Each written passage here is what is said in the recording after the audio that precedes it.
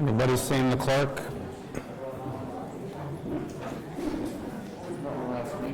You want to jump in?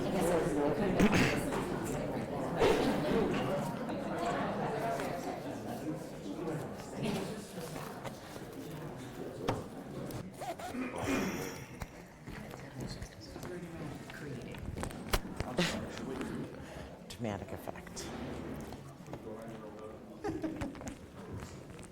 It's a wonderful night.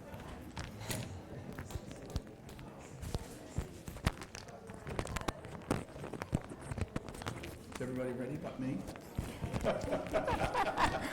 Yes. Please rise. Good evening, everybody. If someone could be so kind as to ask people in the hallway to keep it to a dull roar, that would be great. Don't close the door. Don't close the door, though. Thank you. Please join me in a moment of silence for these three local folks who passed away recently. Judy Page Fuller passed away on January 19th. Judy, lifelong Newburyport resident, born in 1946. She was the daughter of Warren Page, former fire chief, and Ann Daly Page, and she lived and worked in the city she loved for her entire life. Judy graduated from Newburyport High School in 1964. She graduated from the University of Massachusetts at Amherst School of Education, and she was a dedicated and highly regarded teacher for 32 years in the Newburyport Public Schools. A very close source, our clerk Jones, said she had an infectious laugh. She spent 32 years in Newburyport Public Schools, most of the time as a fourth grade teacher at the Belleville Bresnahan School, and she instilled a love of learning and reading in generations of students, and she received the prestigious Mullen Award in 1999 in honor of her teaching accomplishments. So our condolences go to her and her family, especially her sister Patty Reardon and her nephew Mayor Reardon. Also passing away recently, Mary Brooks of Newburyport passed away on January 21st. She was surrounded by family at home. Mary was born in 1938 in Apollo, Pennsylvania. After a long career, children, she and her husband retired to Newburyport in 2004. She contributed selflessly to volunteering throughout her life, and including at AIDS Action Committee in Boston, and most notably to Newburyport, the Emma Andrews Library in Newburyport. Our condolences to the Brooks family, and in particular her daughter Allison Hartquist, former Ward 1 councillor. And last but not least, Ron Goss, former Newburyport firefighter, passed away on January 24th. Ron was born in Newburyport. He served in the Newburyport Fire Department from 1978 to 2006 for 28 years. He was also a well-regarded local plumber, and our thoughts are with his family, including his family at the Newburyport Fire Department. So please join me in a moment of silence for those three and their families.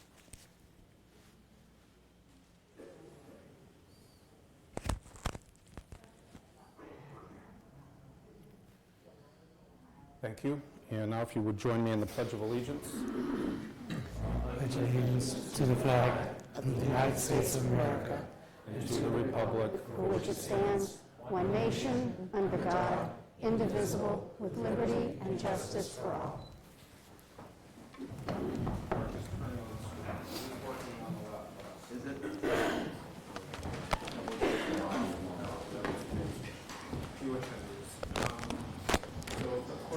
be so kind as to call the roll. I would be happy to, Mr. President. It's the roll call for January 29, 2024.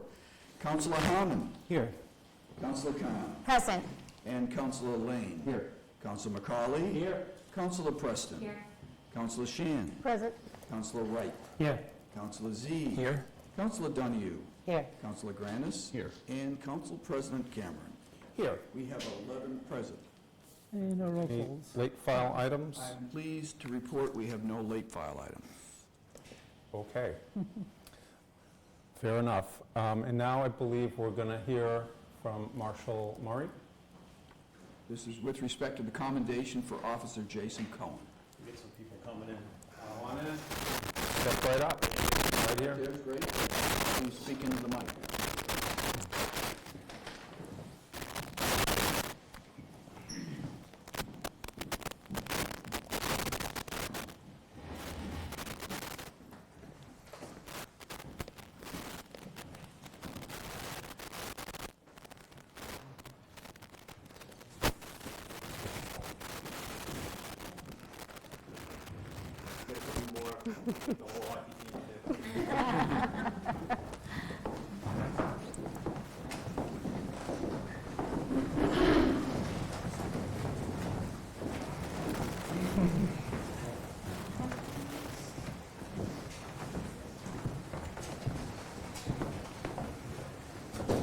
All right, good evening, and thank you for allowing me to present a life-saving award to Sergeant Jason Cohen as part of here tonight. I appreciate you having us. I also want to introduce the victim, Mark Callahan. Stand up. Everybody's invited here.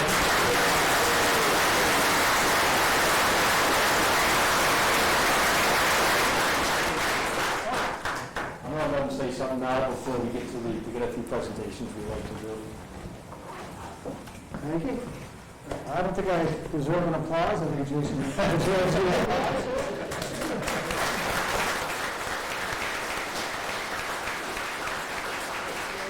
Everyone for coming out today. And I had a huge list of all the people I wanted to thank for the last month, all I've been through. But none of it would have been possible without Jason's quick action. And I also want to thank the Newburyport Link, the Graph Link, for having the defibrillator on here.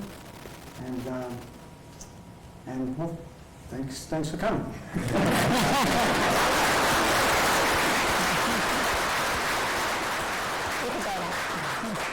So just a quick story of what happened. I know it was in the paper today. I was hoping it would come in tomorrow, but I guess it made it in the paper.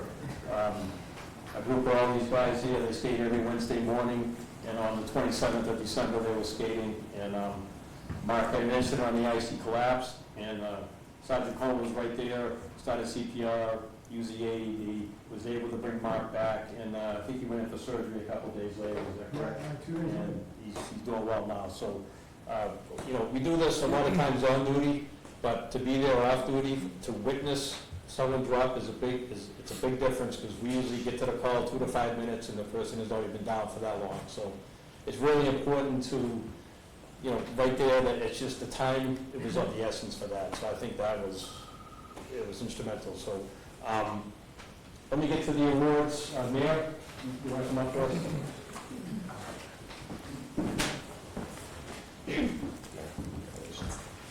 All right. So right now, I have a City of Newburyport certification of commendation is hereby awarded to Sergeant Jason Cohen. It is my honor as the mayor of the great City of Newburyport to extend to you the city's gratitude and appreciation for performance above and beyond the call of duty, having been instrumental in saving a person's life. The city is privileged to have you as a member of the Newburyport Police Department. Given under my hand in this seal, the 29th day of January, 2024.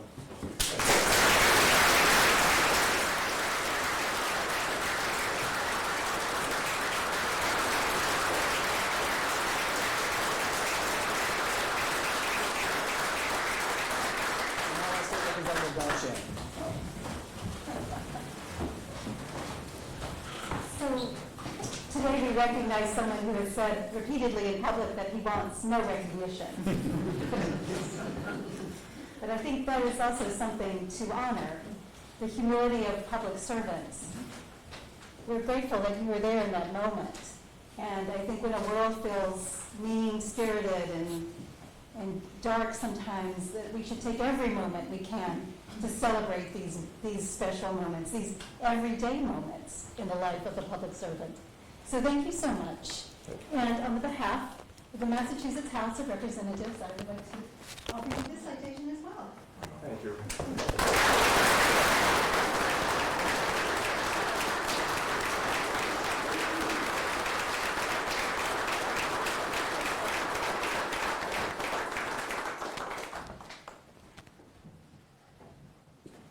The senator is running a few minutes late.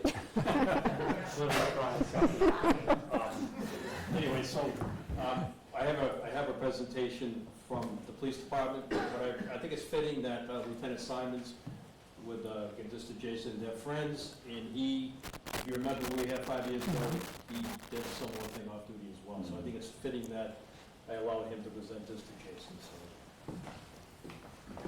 Thanks, Marshall. And thank you, Jason, and everyone for being here. It is a remarkable thing what first responders do on a daily basis. And I know the feeling Jason has right now because I went through it 5 years ago. We're really not looking for recommendation, and it's not recognition. When you go through something like this, it's something that, as Jason said, and I said it back then, any member of this department, or any other department, or any other first responder, it's just something that comes to you, and you just act when you need to. And it's really, it's really a trait that goes unrecognized and unnoticed, so it's nice when we can take a moment like this to recognize something when we have a good outcome. And we're very grateful to have Mark with us today because of, the quick actions of a first responder.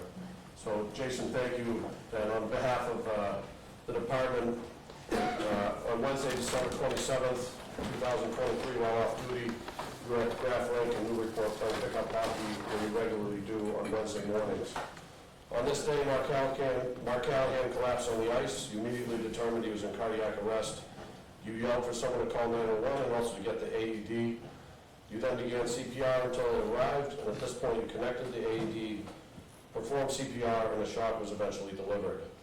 Mark eventually became conscious and breathing. You continued CPR until the ambulance arrived, and Mark was transported to the hospital, where he went on to have surgery and is now recovering. The department commends you for taking quick action and using your training and experience as a police officer to save a life. Your dedication and professionalism to your job is a true testament to your character. There is no doubt you were instrumental in saving Mark's life. So on behalf of the police department, we present you with this life-saving award.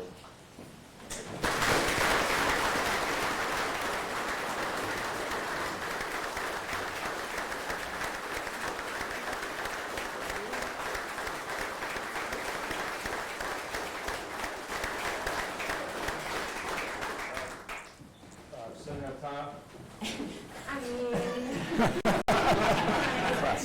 Don't take it personally, Laker. Yes. Again, like Matt just said, I said in my interview, I appreciate the moment. I appreciate the recognition.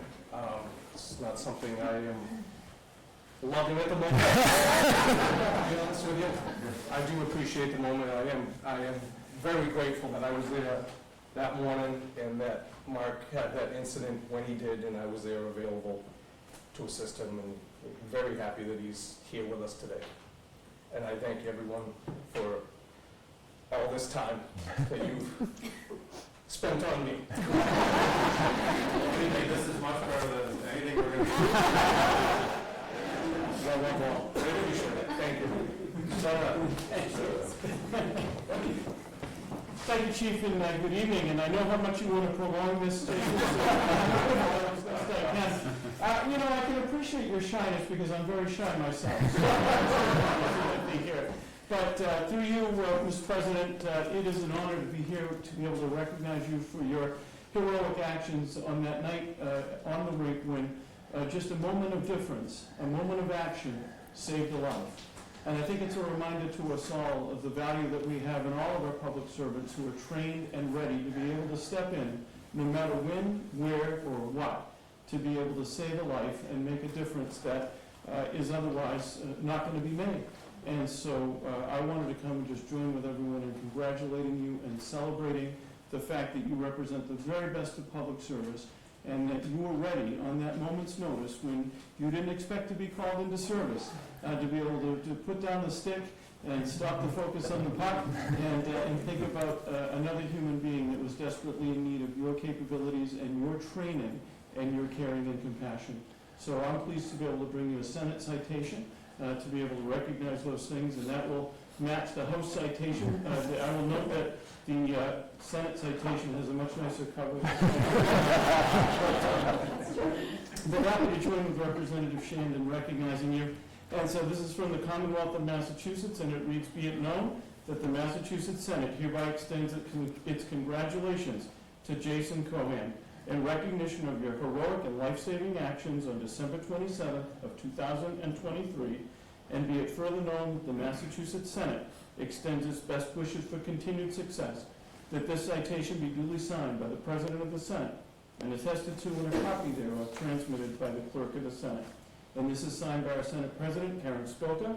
It's attested to by our Clerk, Michael Hurley, and I am proud to offer it on January 25th of 2024 in recognition of just what you did on that time when you needed the most and what you represent about law enforcement, public service, and all of the good things about this community. Jason, congratulations. Thank you.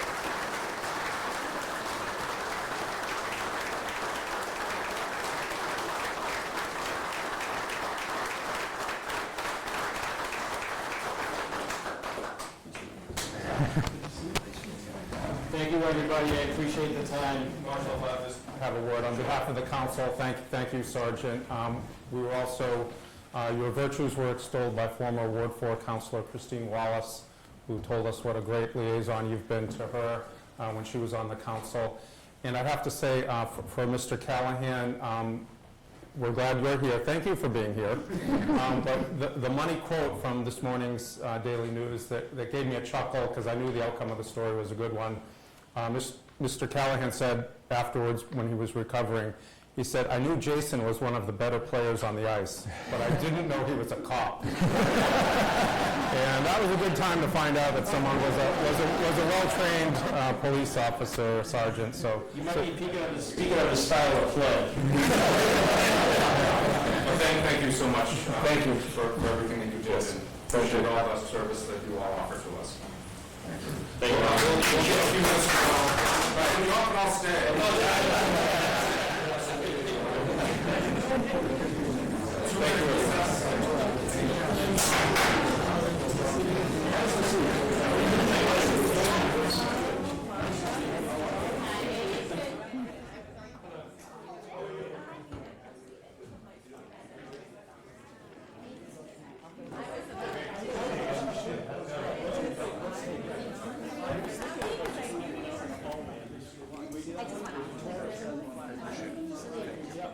This is from Christine.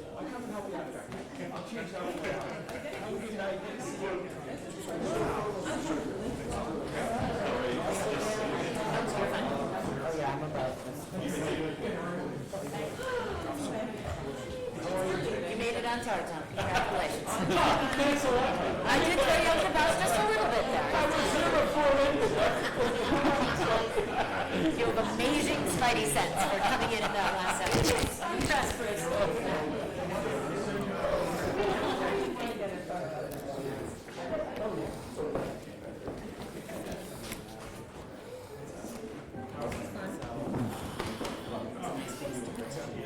Those are the fun parts of the meeting.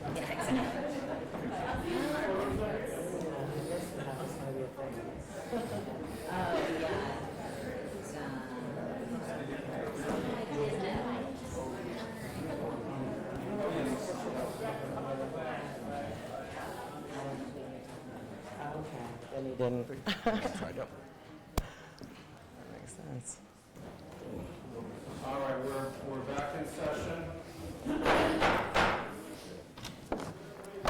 And we're at public comment, and there is nobody on the sign-up list, and nobody in internet land, so we will go straight to the mayor's comment. Tough act to follow.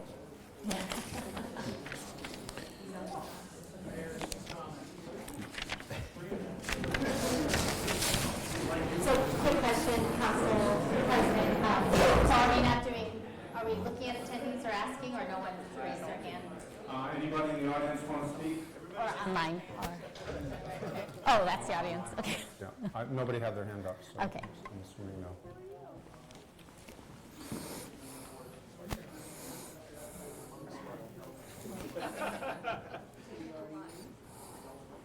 Have a moment of quiet contemplation. Reflection. So we're holding city council meeting.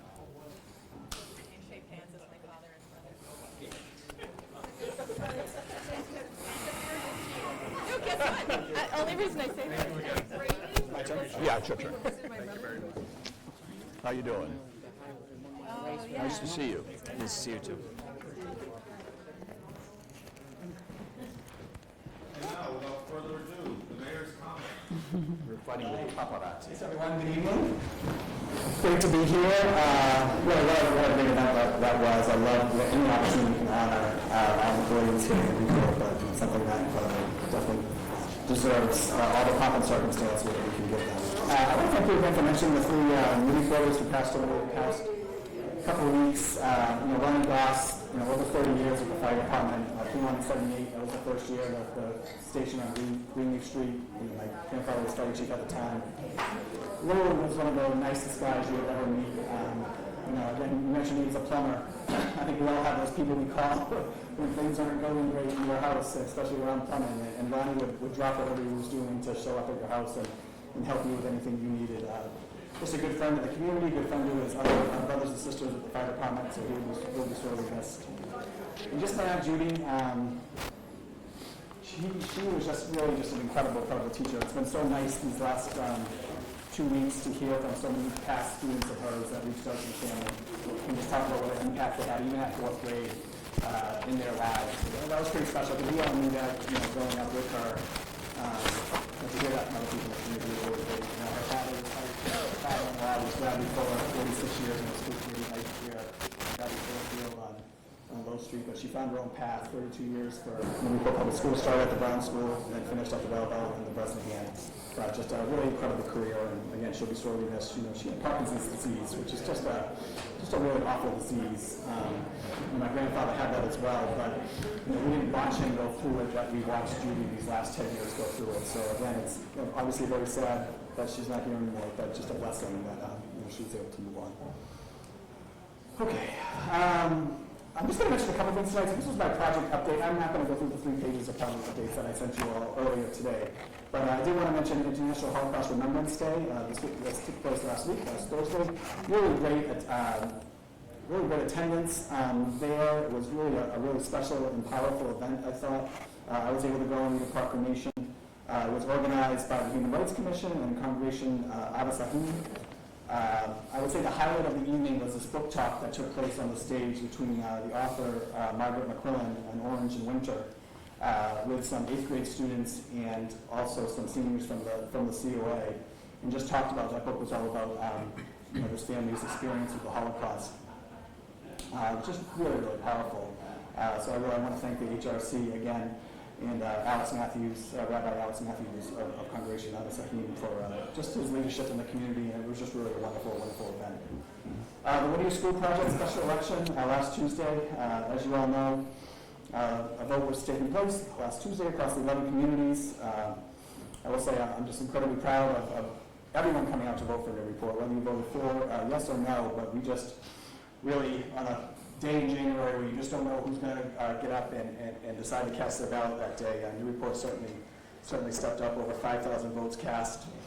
In total, over 21,000 votes, which I bet was about 10,000 more than a lot of people were expecting, cast their votes that day. So again, incredibly proud that everyone came out. I've kind of echoed this throughout the week, but there's really no winners here, but I hope we have a path forward, and I think that starts tomorrow at the Whittier Building Committee is having their first meeting since the election. At 10 o'clock at Whittier, and I'm attending with a few other local leaders, so we'll certainly pass along next steps to you. And I just mentioned this in the update as well, but I've secured Pierce Atwood, who is currently the firm that's representing us around looking at some of the things around Waterfront West, but they're also looking at Whittier for us now too. And I pretty much I didn't want MHTL, Calais North I wanted her to focus on Newburyport, and I wanted to have someone else with a little bit more expertise come in and really look at Whittier and come up with some next steps there as well. We have a lot of appointments coming up. We had a lot of things carrying over at the end of the year, so there's a lot of appointments coming up, but I do want to point out just 2 for the city. Jeff Matheson, first of all, our city electrician.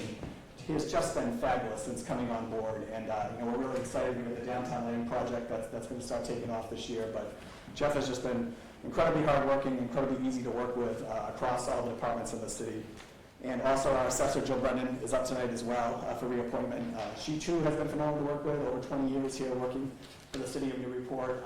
Just her demeanor, and it's not an easy job. We have a lot of people constantly coming in and asking about what their property, especially with property values going up these last 2 years so significantly. So Jill just comes to work with a smile on her face every day, and I just really appreciate that. So hopefully you'll support Jill as well. Public Art Committee, thank you again for passing that. I believe it was last meeting. We're looking for 2 volunteers from the community to serve on the Public Art Committee. So if you're interested, please reach out to the mayor's office. Please send your letter of interest and a resume. We'd love to get that filled, and so that committee can start moving. So just a few of the projects. I kind of mentioned some projects that you don't typically mention, like the downtown lighting, Lower Atkinson Common, getting support from the Planning Board, Conservation Commission. That will be coming more. We're looking for estimates on that right now. Bartlett Mile, West End Fire Station, Market Landing Park, all still moving along. And then Newburyport Rec, which is in your packet tonight. Looking forward to our community services meeting coming up where we can do another presentation to the public and go through those development plans and also the estimates. And that's it from me. Questions for me? Yeah, thank you. Thank you, Council President. You mentioned the role of, you mentioned the appointment of Pierce Atwood. Can you elaborate a little bit on the role that they be playing as it relates to Whittier? Sure. So we just actually wanted to have someone come in and look at, number one, the agreement. I think this is a really great opportunity for all the communities to work together around getting amendments to the agreement. So that's where we're starting, is looking at that Act of 1967. And we've actually had most of the other 11 communities reach out, and they want to kind of collaborate on this effort. So that's where we started. So is the funding, as a follow-up, is the funding from the city, is the funding from the schools, is the funding from the group? It's coming from the city, it's from our legal budget. Okay, thank you. Yep. Any other questions or comments for the mayor? Councilor Preston? Yeah, thanks. So thank you for this update. It's really nice to see all the projects moving forward. But I did have a question around the Lower Atkinson. So it just, I guess I'm wondering about the thought process on the funding source. I would have thought CPC would have been a good opportunity for this project. Just wondering. CPC won't do anything around parking. So that's part of that plan is removing it's a safety project, right? So that's why I thought ARPA would be more of a fit, because it is kind of, we're doing this around the safety zone. We did talk to CPC last year about this, and that was the feedback we got. Have they done parking at Bradley Fuller, maybe? I don't think that was CPC that paid for that, but I can certainly look into that. I don't know, that was before me. All right, thank you. Yep. Thank you. Any other comments? Thank you, Mayor. Have a great Appreciate your meeting. time. Thank you.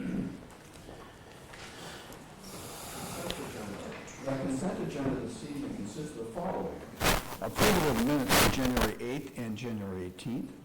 There are a number of communications. Application 173, which is Plum Auto Works, secondhand motor vehicle. This is an annual renewal. License and permits. Communication 528, which is design and cost estimates for the Youth and Rec Center, to go to Community Services and Committee of the Whole. Communication 529, which is a letter from Jim McCarthy requesting an update to the code on sign ordinances, to go to P&D. Communication 530, which is an update regarding zoning studies and amendments relating to Story Avenue and the MBTA communities, to go to P&D and Committee of the Whole. Communication 531, which is the mid-year budget report, to go to Budget and Finance. Communication 532, which is an email from Councillor Zeed regarding Phillips Drive, to go to Public Works and Safety. There are 4 transfers, all going to Budget and Finance. Transfer 177, which is free cash, $27,000 to firemen injured on duty, same amount. Transfer 178, which is from paid parking, $33,000 to parking the LPR system, same amount. Transfer 179, free cash, $43,000 to roadway and sidewalk improvements, same amount. And transfer 180, fire department CPI radio equipment, $13,000. Transferred to fire maintenance buildings and grounds, same amount. We have 1 appointment, which is Murphy, Hess, Toomey, and Lahane as the city solicitor until 1/31/2025. That will go to general government. We have the following items coming out of the respective committees. Budget and Finance, appointment 452, ordinance 529, 530. Community Services, the following appointments: 447, 457, 458, and 456. License and permits, applications 167, 168, 170, 171. Planning and development, following appointments: 446, 448, 449, 450, 453, and 461. Public Works and Safety, appointments: 445, 460, 451, 454, and 455. And that is the consent agenda this evening. What's the wish of the council? Councillor McCauley? Yeah, I'd like to remove communication 528, please. Okay, 528, and... Cost estimates, out. Can we add committee of the whole to transfer 177, please? 177, okay. The IOD, Free cash, 27K. injured on duty, so So make be that it, done. CTW, okay. Motion to approve as amended? All those in favor? Aye? Aye. Aye. Opposed? Okay, that passes, thank you. Motion to receive and file the mayor's update? Second. All those in favor? Aye. No first reading of appointments. There is a communication application 172, Frigid Fiber, which is coming up on February 2nd, 2024. I believe the clerk and I spoke, and I think timeliness, this would require, if the council wishes to do an emergency preamble. So moved. Waive the rules and do an emergency preamble. Okay, that Second. they made by Councillor Wright, seconded by Councillor Preston. Vote on the emergency preamble. To waive the rules and declare an emergency, Councillor Wright, seconded by Councillor Lane, was it? Preston. Preston, thank you. All those in favor? Close. All those in favor? Opposed? No. One no? Okay. Okay, that leaves the communication on the floor for a motion approved. So moved. Second. Discussion? Not having seen the application, I assume everything's in order. It is, The insurance, it is. I believe this is something that's been done This is a for race many that's been years. done many years, and not to cast aspersions, but usually it comes in a little late. I think it's the timing of the year. Just to note from the chair, most of the signatures were around I think the last one I can read is the 8th, so it was close to our first meeting. It was. Councillor Preston? Okay, hearing no more discussion, do we need a roll call on this? We're We gonna do bring not. a voice vote? No, we Okay. just need 2/3. Okay. No, I'm sorry, we've already had 2/3. We just need a regular. All those in favor? Do a voice vote. All those in favor, say aye. Aye. Aye. All those opposed? 11 zip, thank you. That leads us, I think, to the communication 528 that Councilor McCauley had pulled out. Yep. Councilor Council McCauley? President, I'd like to make a motion to receive and file this. Second. Reason being is that this has come in as a communication to us. Under our own rules, Rule 11, which we've most recently adopted, no item may be acted upon on the council without a sponsor by the member of the council. No item can be placed on our agenda without a council sponsor, with the exception of a communication. However, this was a communication, but now we can't act on it. And so this is an important step that we're taking going forward. I think we want to have a serious discussion about making edits and amendments and compromises to move this forward. And in its current format as a communication, it's like a locked PDF. We can't touch it, the administration can't touch it. All we can do is show the presentation over and over again going forward. We can spend 6 months on this, talking about it, and at the end, we're still going to receive and file this as a communication. The ask is that if we receive and file it now, we ask the administration to refile it with the correct sponsorship. I'm sure any one of the 11 members here would be willing to sponsor it, put it in the right format to be able to do that, so we can begin the serious discussion of moving this project forward. Thank you. Okay, Councillor Khan? Thank you, Council President. So I just want to clarify that the communication from the manager of special projects, if I recall, when we approved the money for the construction phase and the design costs, that was part of it was we really wanted them to come back and let us know once they had, I think we talked about 80%, 90% of design. So to me, this is actually a really valuable next step. We don't want to tie costs until we could actually see what is this design looking like. We got last week, was it last week, that we had a presentation and walkthrough upstairs. That was really for the community. This is now a chance for us as councillors to be able to engage with each other as we look at this further and drill down to the details as they met, as they had all the communications and the, I think, stakeholders in the room to talk about the design. So for me, from what I'm reading of the memo as well, it's simply to talk about it, present it, and share a lot of where those estimates are kind of coming in. And they got 3 different estimates. I don't see this nailing down a number yet. So I think this is actually a really valuable next step, especially for the public and as us councillors to discuss what they've done to date. So I will not be supporting a receive and file, and I will encourage that we all send it to committee. Thank you. Okay. Thank you, Councillor Khan. Any other councillor wishing to speak for the first time? Councillor Donahue. Thank you, President. I just would like to echo the at-large councillor in that I will also not be supporting this receive and file because for the same reasons she already stated. This is not a finite number that they're giving us. This is a series of options, so I think it is worth having the discussion, and that is exactly what the communication is for. So for that reason, I will be not supporting that. Thank you. You, Clerk, and then Councillor. So I have Councillor McCauley moving to receive and file, and I have a second by whom? Thank you. Councillor Zeid, I believe. Thank you. Councillor Zeid.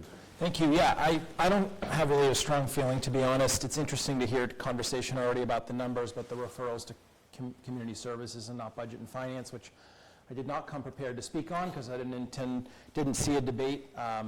You know, I think this is an ongoing conversation we have about referrals when there's money and there's a design or plan, but some people seem to think it's already about the numbers. While we're all dropping breadcrumbs, I'd like to just drop mine that, you know, the last time we saw this project before the council was the approval of the $200,000. I actually happen to have recently pulled that order. There was no condition attached to it. The only action was to remove any mention of any sort of budget, which was imputed during committee and then removed on the floor when it passed 6-5. Depending on how you read it, it appears to be at 100% design. That's been stipulated a couple of times now, so we're not at 80, 90, 95, or 99. We're at 100. And as far as the price quotes go, a lot of hay has been made recently about, you know, potential contractors making bids on a project, you know, or making estimates on a project that they intend to bid on. So I think that is a little suspect to me as well.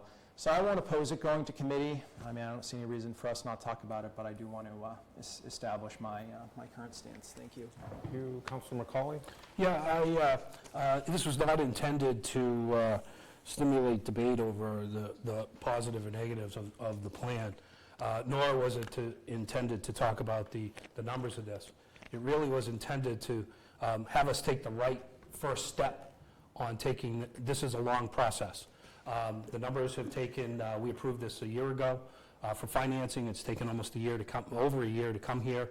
There've been a number of meetings under the quote-unquote building committee with the administration and some others along the way. I don't think anyone of the council has been part of those discussions that have gone on, the 10 or 15 sessions that have gone on here. They've presented a report to us, and we have it.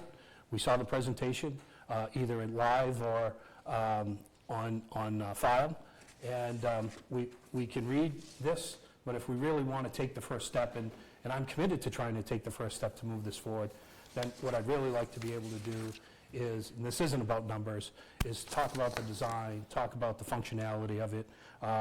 In general, I would hope that it would go to community services along the way over their purview. But right now, I think that we're doing them a disservice by sending a communication there as opposed to an order, which has more meat to it and allows us to actually have some interaction, Q&A going forward. And I'll use as my example, during the Q&A at the presentation upstairs, someone asked about the windows. Now, And the answer was, well, there aren't going to be that many windows. Oh, maybe, we'll change that along the way. But that's not what a communication is. The communication says it's 95% ready. It says that there are no changes, because we can't make any changes, nor can the administration make changes. Yet in the Q&A of the presentation, they're already talking about changes. So that's what I'm trying to get to, that we're not taking a step back. All we are is taking the right step forward, in my opinion, in my proposal, to have this submitted as an order. Thank you. Any further comment? Councillor Preston? Yeah, thank you. So, as Chair of Community Services, I just wanted to rise and speak about this. So, it's interesting, I wasn't anticipating this tonight. The truth is, I was aware this was coming in as a communication, and we cannot amend a communication, right? All we can do at the end of the day is receive and file it. So I really anticipated, the work that we would do in community services is really based around the presentation of the design, which we have had a bite of that apple, but I think it's good for the community to have the opportunity to see the design again in case someone missed that opportunity. Should we vote this down, I would put my foot forward and say that I'm very happy to be the sponsor to move this through as an order, and again, I would anticipate that would come to community services. But I guess more than anything, I would love to hear if maybe the Chief of Staff or if Special Projects Manager Turner is online. I can't see from here. Sure. If either Chief of Staff Levine or Special Projects Manager Kim Turner want to say anything, please raise your hand. I can allow you to talk. I probably should do that, shouldn't I? Mm-hmm.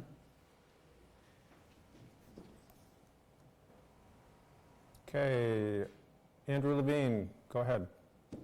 Hey, good evening, everyone. I'm happy to speak unless Kim raises her hand too. I defer to her on this. Well, you're lucky she hasn't raised her hand yet, so it's on you. Sorry, can you hear me? Here she is. Yes, we can hear both of you. Okay, sorry, I'm wasn't prepared to speak. I'm actually driving right now, and I couldn't quite hear Councilor Preston's question. Can you repeat it, please? Okay, maybe we'll let Andrew Levine speak to it in the interest of safety. Yeah, I'll just say that this was meant to be a opportunity to present to the council the update on design. Last year, when we went forward and filed a bond order to begin the conversation, we were told that it was too early, we didn't have a design yet. This year we thought it made sense to file a communication, give the council an opportunity to hear the plan first, discuss it, and then come back with an actual order to be able to act on, at which point we would expect there to be amendments, discussions, and giving us more of a direction. But this is meant to follow up on that plan and give the direction before we come back with an actual ask. And we believe that that's what Okay, thank you. Any further council comment or discussion? Councillor Donahue? Thank you, President. That is absolutely the point that I was hoping to hear made, and I just want to clarify it in case anyone didn't pick up on it. This coming in as a communication doesn't mean that it's not going to come in as a form of an order moving forward. So ultimately, I don't really understand why we would not accept the communication as is stated to give us a heads up and then expect the next thing to follow suit, which would be yours. So I'm glad that was clarified, and I hope that was really not lost on anyone. That's where we're at. Thank you. Councillor McCauley? Yeah, I don't want to be misconstrued that we're not accepting this. We are accepting the communication. We're noting, as we've done over this past year, we're noting that we received the information, we've read it, and since we can't act on it, all we're suggesting is that we file it so that until we get an order. So we are accepting this. We're not turning it away. And we have seen the presentation. It is loaded. Whether you've seen it in person or not, it's on the website, Mayor's website. It's on, and it's rebroadcast a number of times. So again, It was simply a matter of, I didn't mean to throw anyone a curveball, it was a matter of saying here that if we want to take the first step together, and we want to collaborate on this, and we want to move this as efficiently as possible, then starting with the communication that neither side can change, the administration who's proposing it, nor us, to then all of a sudden come back and say, oh, by the way, we should have submitted it as an order, we've lost a month. And that's really my point. I think this is important. I think it's timely. And, we've been working on it for a long time. And the only way we're going to move forward with this is if we can both roll up our sleeves and actually offer amendments and changes and edits and compromise to get to identify those areas for zoning and budget and things like that that we all know are on the table. So really, I think we are accepting it when we receive and file it as well. Thank you. Okay, further comment? Councillor Zede.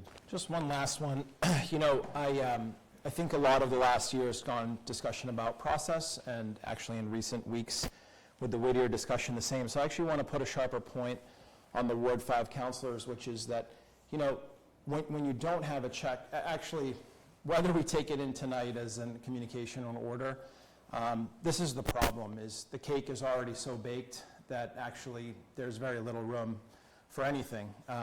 We tried to set a budget, that didn't work.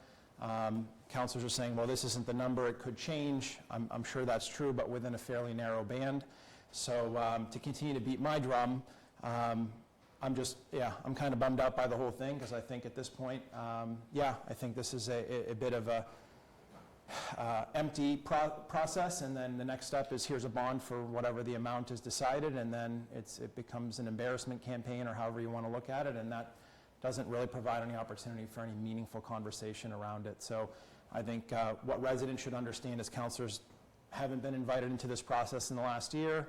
We're being sort of invited in now, and we'll see a bond next, and then it's going to be what it's going to be. So thank you. Thank you.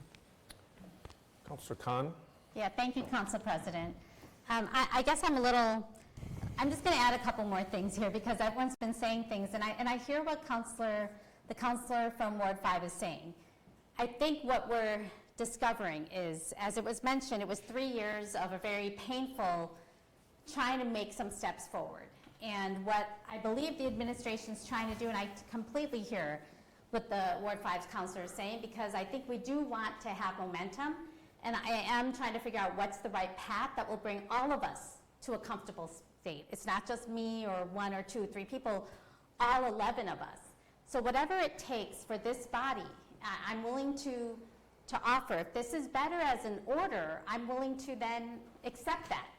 But what I really want to understand is make sure we're committed to give it its due course, and it's not at all like the Whittier experience. I actually feel like it's been wonderful to see the transparency, to see every step along the way. We are being told by the special projects manager about every little thing they've been doing. We've been seeing that for the last 2 years. So for me, I'm willing to do what this body will feel best to make them comfortable as we work together collaboratively moving forward. So if it takes receiving and filing this to make some of us comfortable on how it should look, I'm willing to do that. I just would like to know what it is, what would make folks happy and comfortable, and I'm willing to support that. Okay, any further discussion? We have a motion on the floor to receive and file it. We do. Any further comment? We do a roll call? Do a roll call. Roll call on receiving and filing Communication 528. Councillor Harmon. No. Councillor Khan. Yes. Councillor Lane. Yes. Yes. Councillor McCauley. Yes. Councillor Preston. Yes. Councillor Shan. Yes. Councillor Wright. Yes. Councillor Zede. No. Councillor Donahue. No. Councillor Granis. Yes. Councillor Cameron. No. Needing 6, receiving more than 6, motion passes. Matter is received and filed. Okay. Great.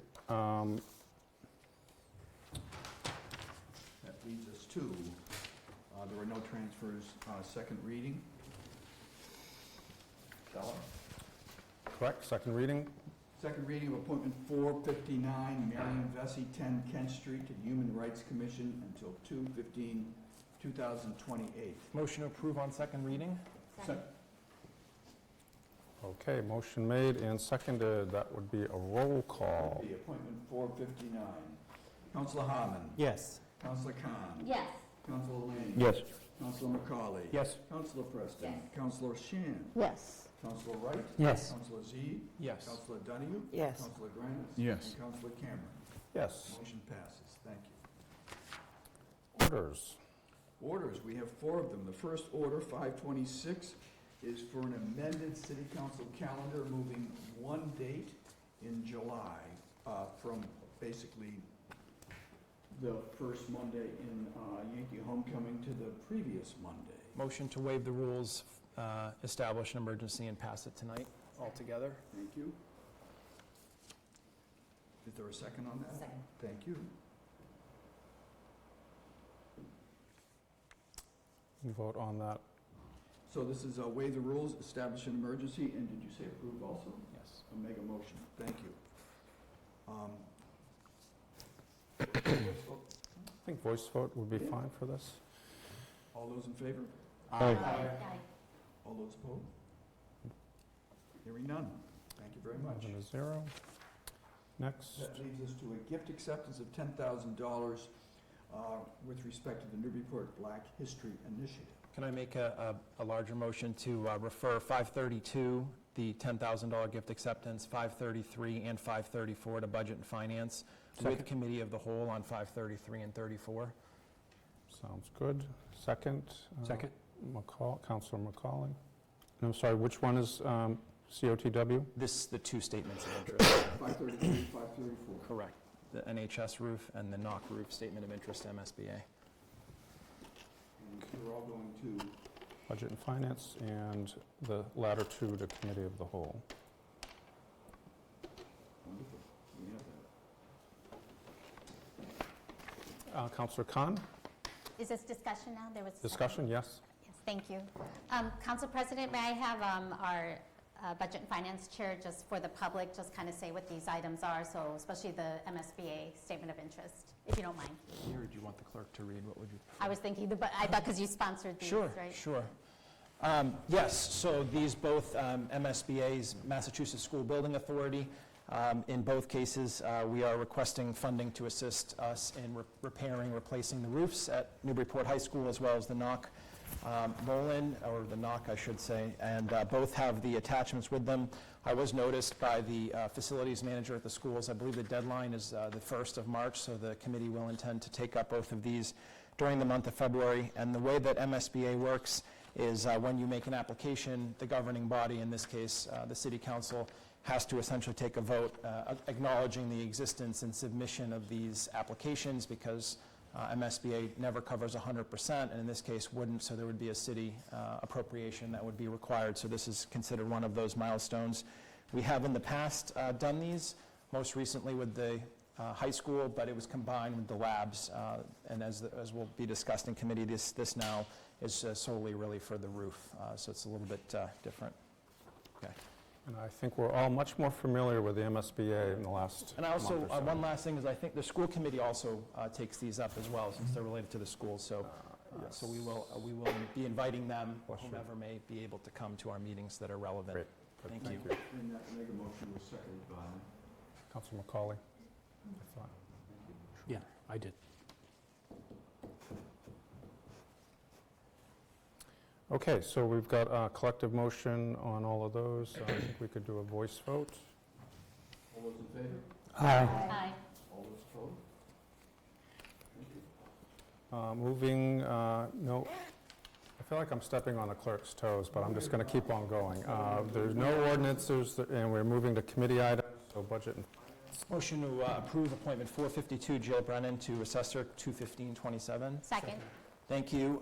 The committee met for our first committee meeting of the year earlier this month, and Jill Brennan, who is here this evening as well, joined us, and we had a conversation about the position and her appointment there too.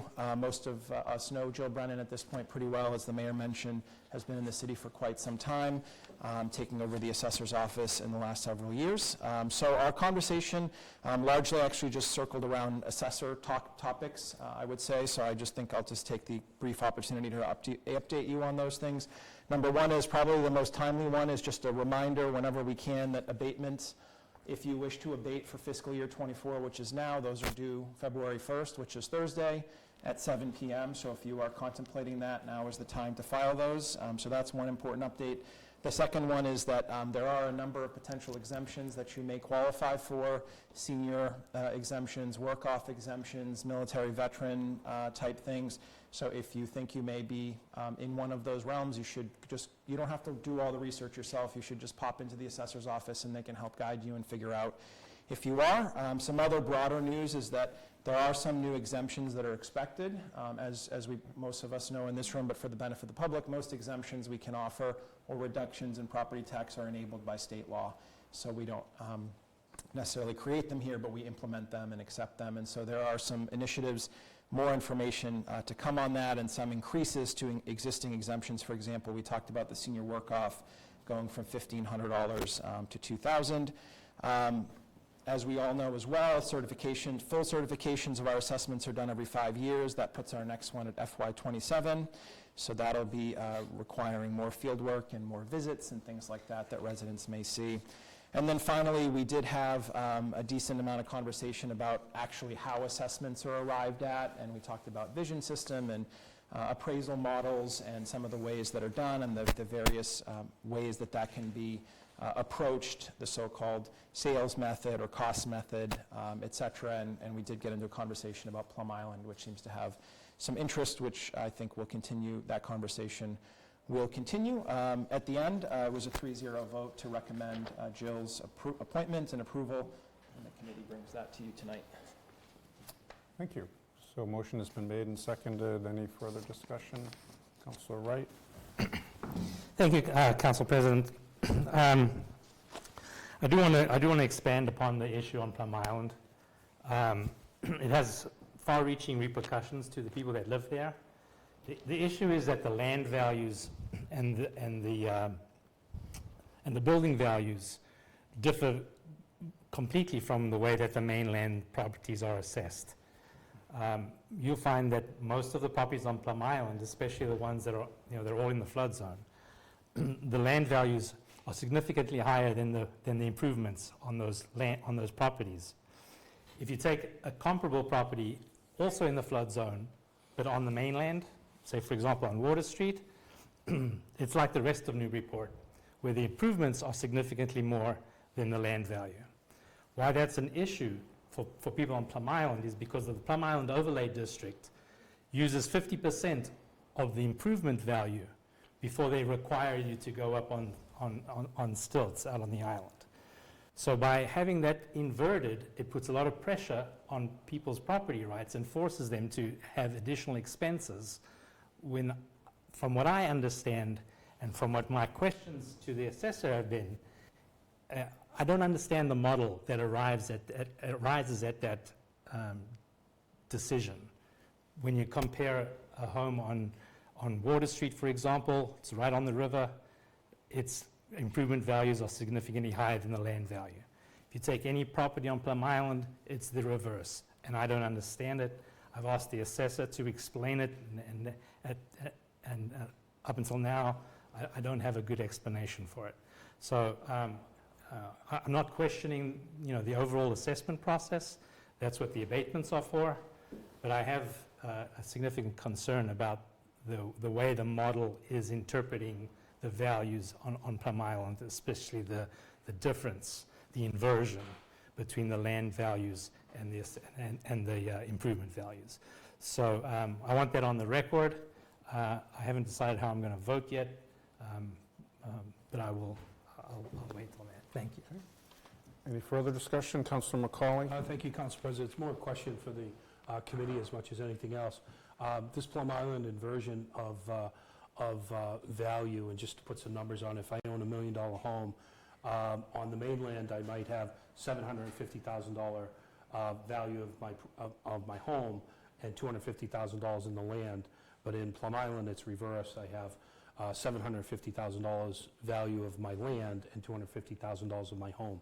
That does present significant challenges to property owners out there. For example, if they need to make an improvement one way or the other, it's the 250 that they're actually is the 50% number. And as we know, with inflated construction costs, that's a very real issue. So I've restated that, but what I really am curious about was the committee able to get to, I know this is an appointment and it's not necessarily tied to that, but was the committee able to get to a next level form of action or follow-up to be able to address that issue? Is it a formula issue? Is it a systematic issue? Is it a overlay district issue? Do we know what the core root of the problem is that, you know, we could collectively do some follow-up on to be able to identify what the issues are? Chair?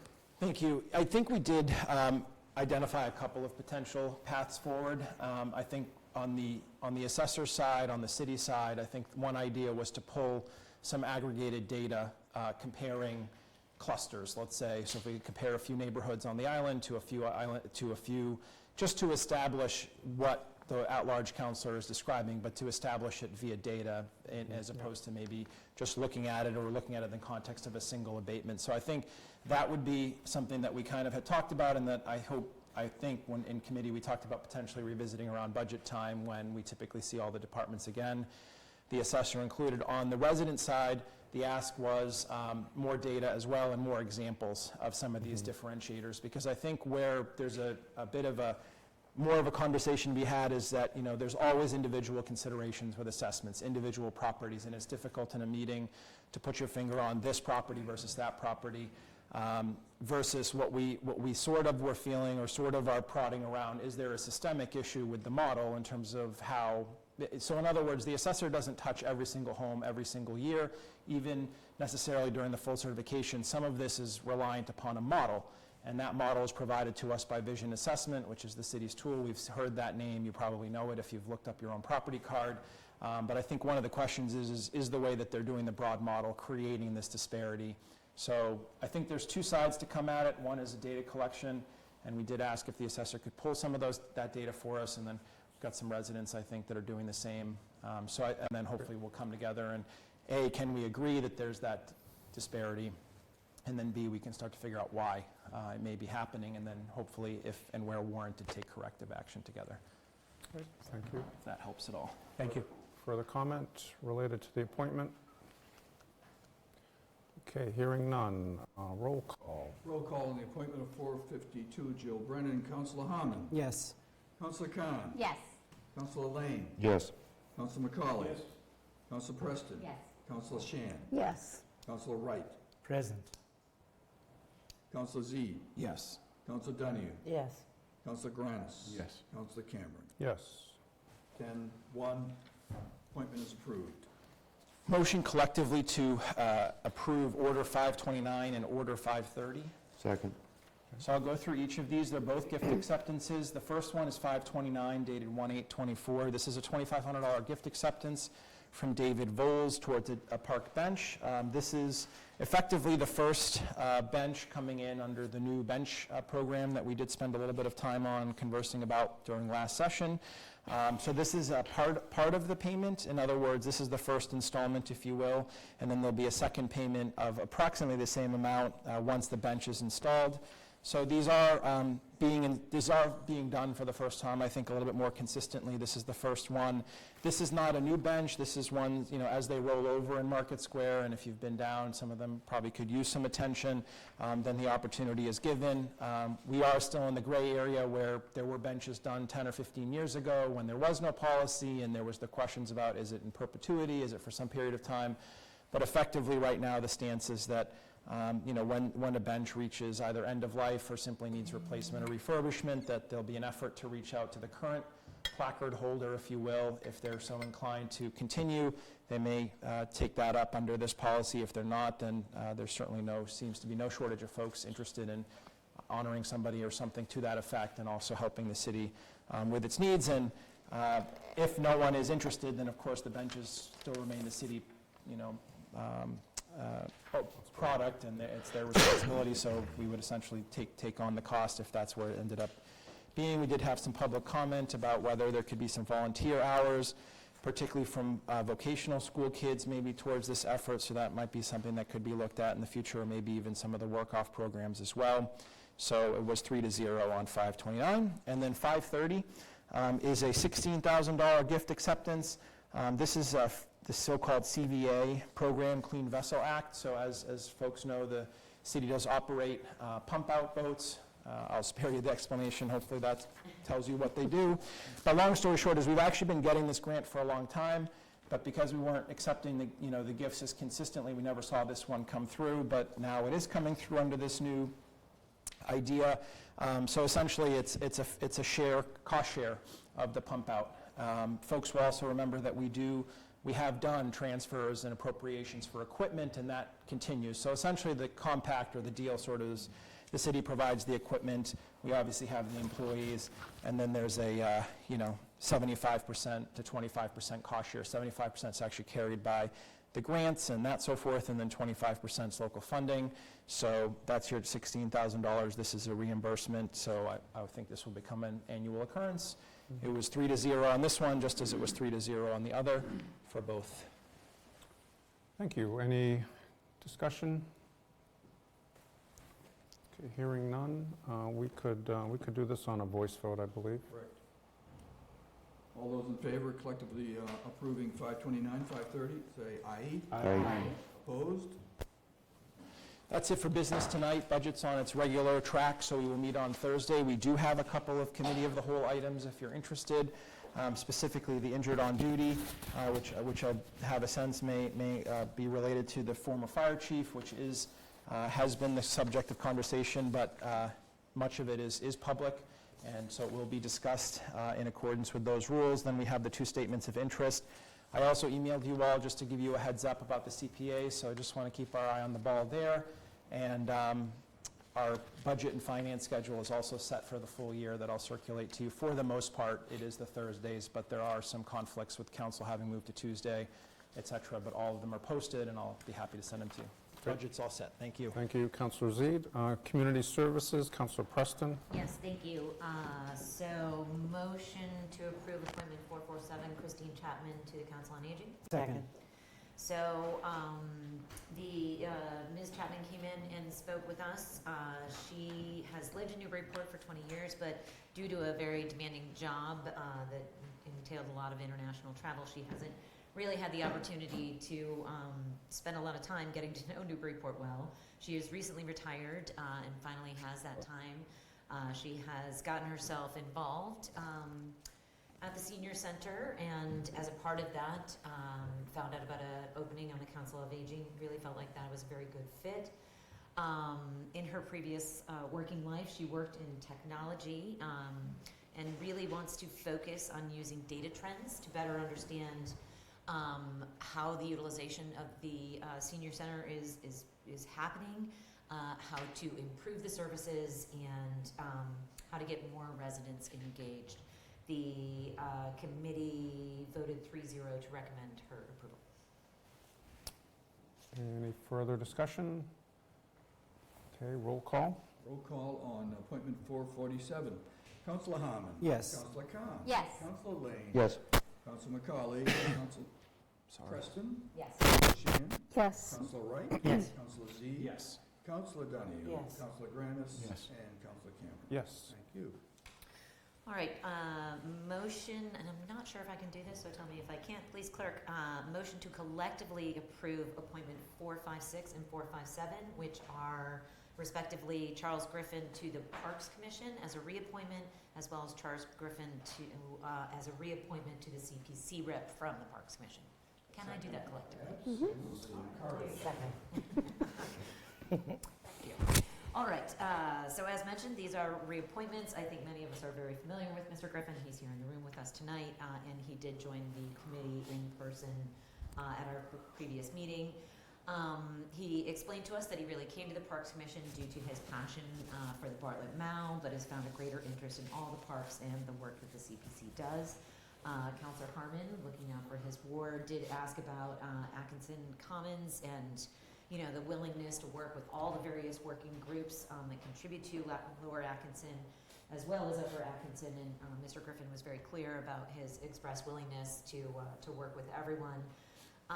He did in his presentation mention that dogs can often be the nemesis of the Parks Commission, which sort of set us down a path to discussing dogs as a whole.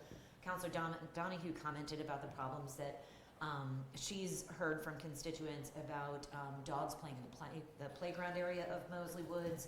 And Mr. Griffin was good to point out about the fact that there is signage and remind people that dogs really aren't welcome in the playground area of Moseley Woods.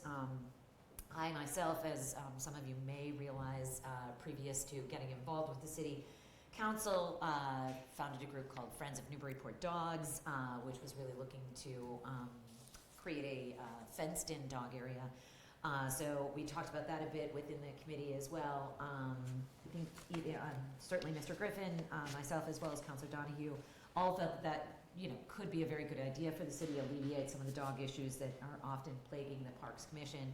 But of course, the cost and the cost of maintaining such a park would be an issue that we would have to think about. And then one last thing that Mr. Griffin did say that I wanted to make sure to repeat here, because I think it's really important, is that in his opinion, the CPC has had a lot more requests this year than likely they have funds to fulfill, so it may be more challenging for the CPC as they go through the applications this year.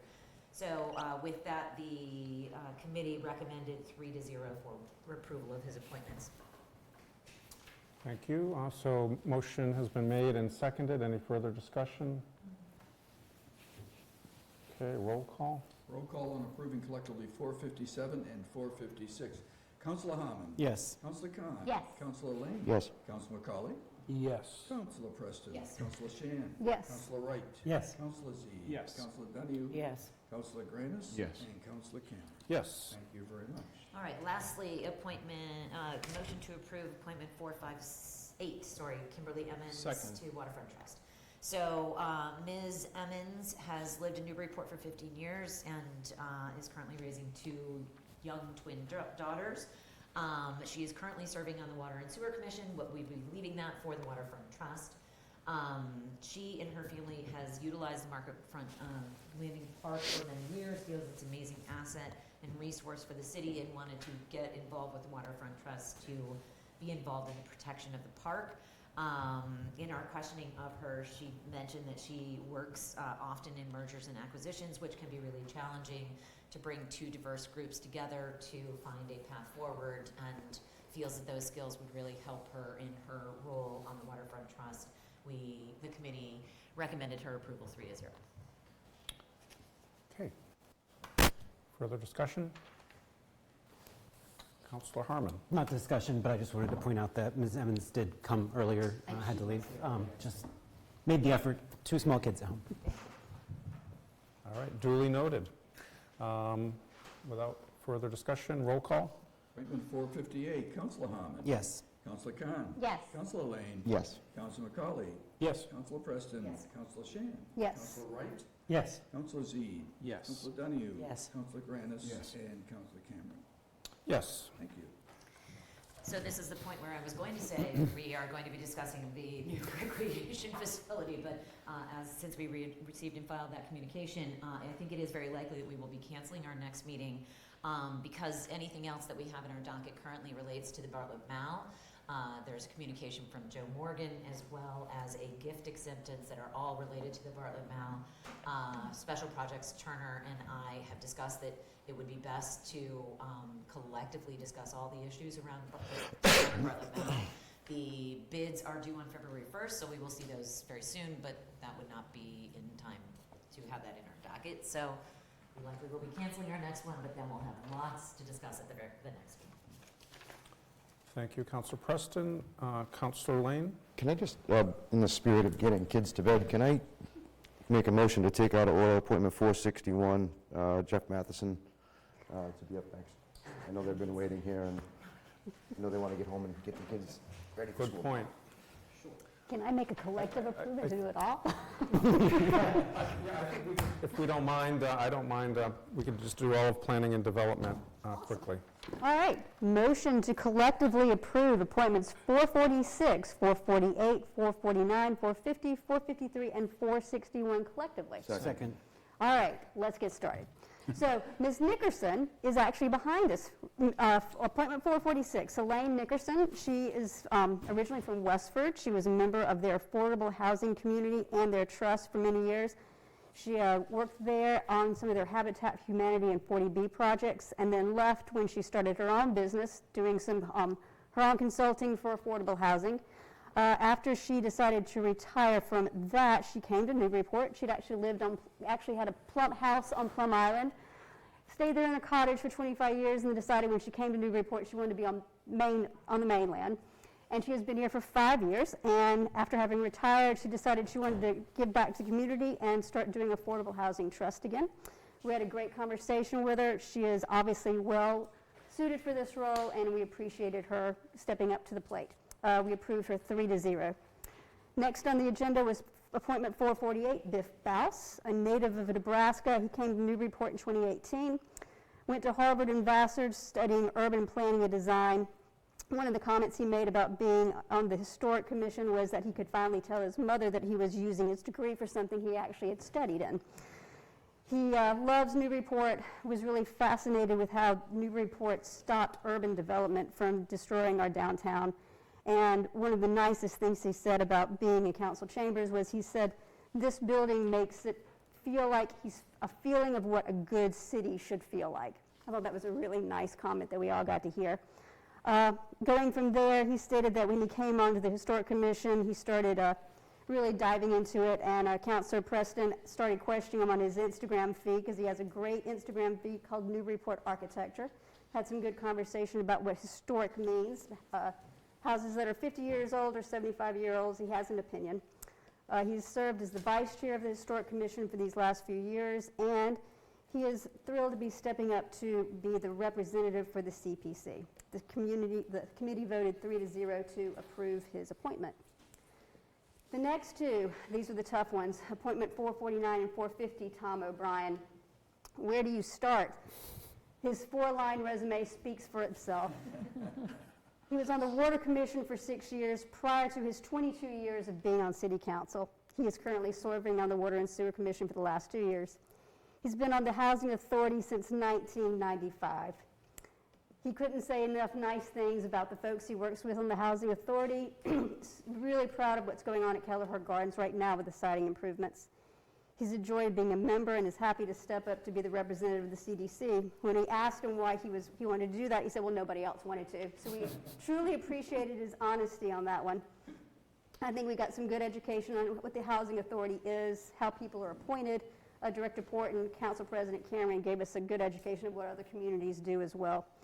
Councilor Donahue, I'm sure, is going to be reaching out to Mr. O'Brien on all of her concerns about the Sullivan Building. We voted to approve him 3-0. Next was appointment 453, Dennis Morrell, who brought a fan club to the meeting. He's been our building inspector for the last 3 years. He's enjoyed working with the folks in the building department. Part of his job as building inspector, though, is being on the commission, being the ADA coordinator for the Commission on Disabilities. So we had not only the former co-chair of the Commission on Disabilities, the current co-chair of the Commission on Disabilities, speaking on his behalf, could not say enough nice things about the person. He said he basically brings his excellent communication skills to his job every day, and Councilor Donahue could not gush enough about how great it has been to work with him. The committee approved Mr. Morrell 3-0 for his appointment. And last but not least, Mr. Matheson. I know you didn't bring your fan club with you, but Ward 3 is a big fan. Mr. Matheson has been the city electrician for the last year. He spoke about his smooth transition with Mr. Zink, and he actually reiterated what Mr. Morrell said, how the building department is a great group of people and hopes to continue working for the city of Newburyport. Like I said, the Ward 3 folks are most appreciative of your work you did. If folks don't know, Mr. Zink is the one that got the lights fixed underneath the Route 1 bridge so we can actually walk underneath in the evenings. Like I said, River's Edge are a big fan. with all that, everyone was voted 3-0. Thank you. So that motion was made and seconded? I second it. Seconded by Councillor Lane. Okay, any further discussion? Roll call. Okay, for the record, it's appointment 446, 448, 449, 450, 453, and 461. Councillor Harmon. Yes. Councillor Khan. Yes. Councillor Lane. Yes. Councillor McCauley. Yes. Councillor Preston. Yes. Councillor Shan. Yes. Councillor Wright. Yes. Councillor Zede. Yes. Councillor Donahue. Yes. Councillor Granis. Yes. And Councillor Cameron. Yes. Thank you all. Thank you. Thank you. Anything Quick further to report? Councillor Shand? Yes, Director Port did state that he expects to get the global document this Friday for the deed restriction, so we will be meeting on Tuesday next week at 6 o'clock, and that'll be the main topic for P&D. So, thank you. That's it for planning and development. Can I just ask, and I should know this because I saw the email, is that a committee of the whole as well? Yes, it's committee of the whole. Great, thank you. All right, back to our regular order, general government. We have not met yet. We've got 2 items in, and another one that came in tonight. We'll be meeting prior to the next meeting of the full council. We'll meet at 5:30 and get that on the books, and we'll take that up. Licenses and permits, Councillor Wright. Thank you, Council President. I'd like to entertain a motion to approve application 167, 168, 170, and 171. Second. Thank you. These are all applications for a second-hand dealer license. Each of these entities presented themselves to us at our meeting. All of them were here in person. So for the record, 167 is State Auto, 168 is RL Curry in the Industrial Park, 170 is LCA Motors, which is a little different. That's a virtual second-hand dealer license. They work out of their home. 171 is the Newburyport Sunoco. All of these entities complied with all the requirements. They have all their insurance in hand. We had a great conversation with each of them. They're all affected in the same way over the last couple of years with the skyrocketing pricing of second-hand autos. Has had a significant impact on all their businesses as it regards to the sale and resale of used vehicles.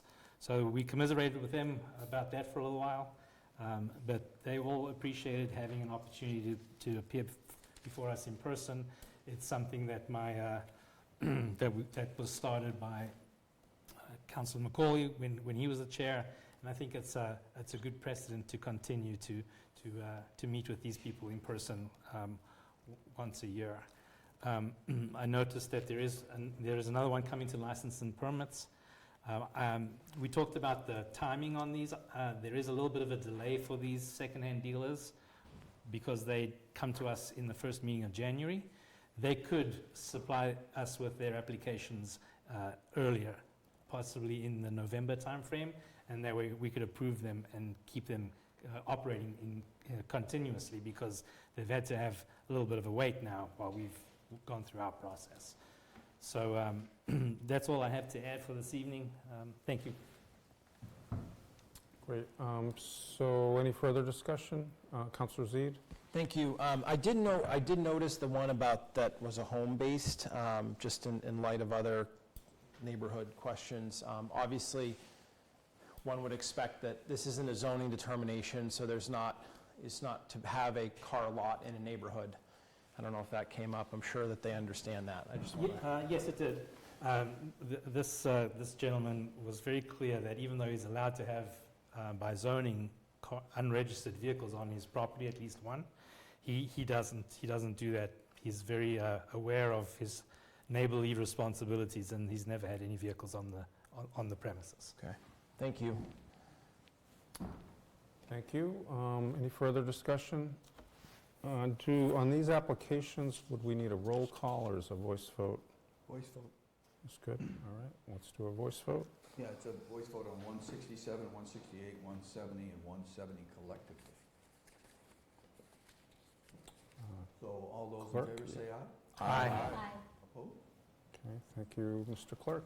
Thank you. That's all right. So we do have our meetings on a regular basis. They're on the calendar. We will be meeting on the week that follows the council meeting going forward. Thank you. Thanks, Councilor Wright. Public Works and Safety, Councilor McCauley. Thank you, Council President. I'd like to make a motion to approve appointment 445. Second. So this is an appointment of Mark Spencer to the Water and Sewer Commission and through 2026. The committee, he came before the committee, he's been a resident for the last 7 years in Newburyport, formerly from Andover. He purchased the water analytics company. Later in life, he had been in instrumentation his whole life.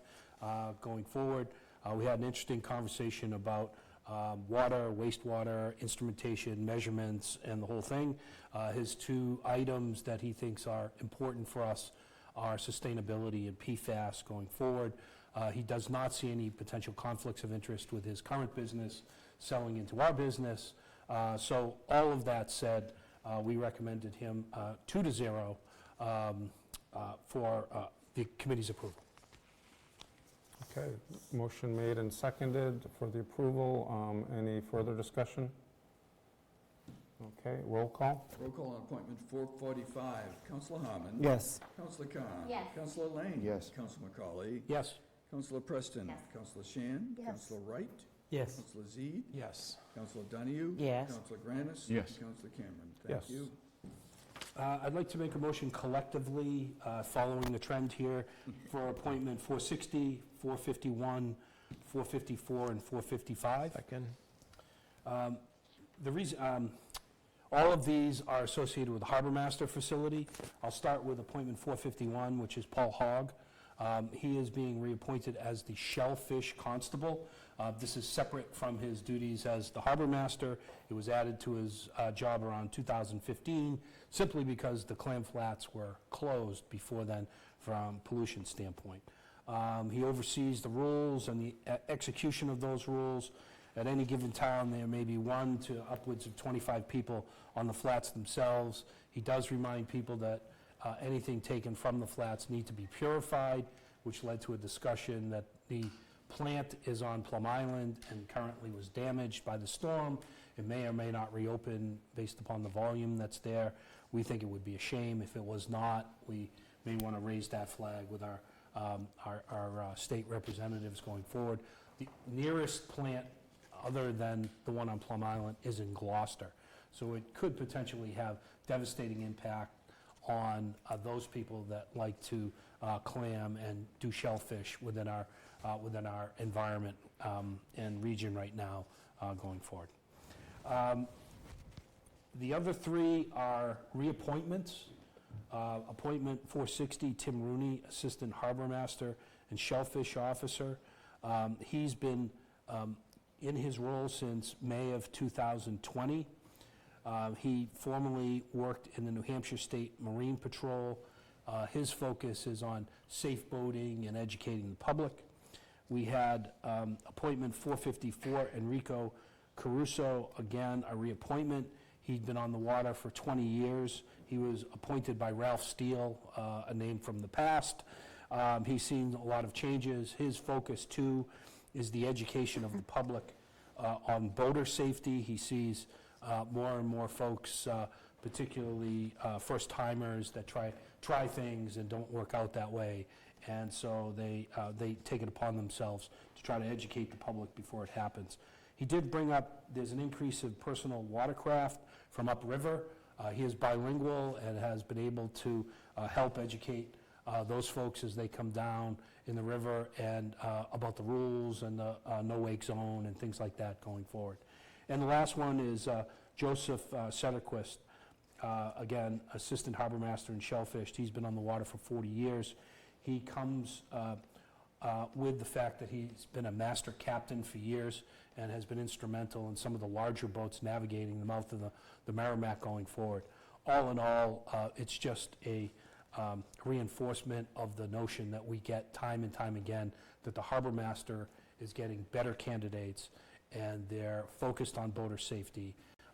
And so it's a great group, and a lot of momentum, with changes over time, but a lot of momentum for positive changes going forward in the future. Again, these recommendations were 2-0 to approve going forward. Thank you. Great, thank you. Further discussion? Hearing none, roll call on those collective appointments. 460, 451, 454, and 455. Councillor Harmon. Yes. Councillor Khan. Yes.